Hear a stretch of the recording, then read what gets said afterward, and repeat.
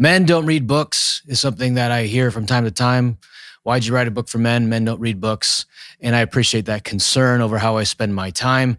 However, I want to push back on that. It is common nowadays for people to throw up their hands and say things like, well, men don't read. And I think that is super lame. I think it's not true. And I think it ought not be true.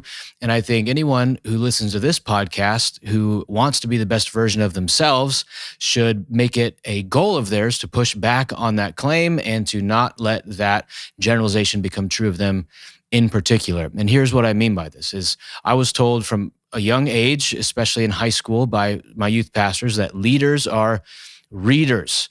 And I heard that and dismissed it and thought, actually, leaders are leaders, readers are readers. But leaders are readers is what I was told.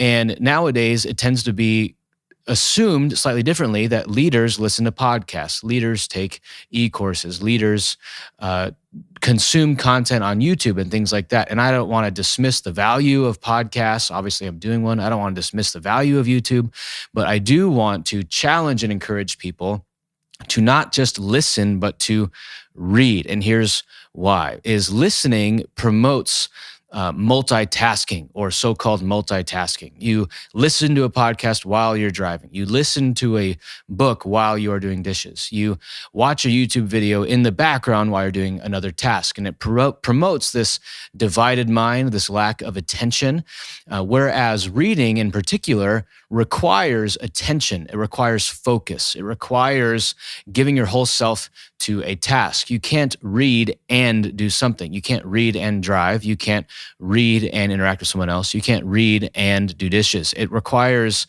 attention. And we live now in an attention-based economy, that your eyeballs are dollars. People are constantly vying for your attention, trying to get you to watch, trying to get you to listen, trying to get you to multitask so you can be exposed to ads and various content. And I think that the discipline of reading eyes on a book is a uniquely formative task in this current economic moment because it requires sustained, disciplined, focused attention to keep your eyes in the book, to turn the page, and to not be distracted or vie for the lie of multitasking, which I think fundamentally doesn't really exist. Your attention is always on something, and multitasking is really switching from between tasks, not actually doing multiple tasks at the same time. This is why I think in the book of Revelation, chapter 10, the angel gives a scroll to John and says, eat this book or swallow this scroll.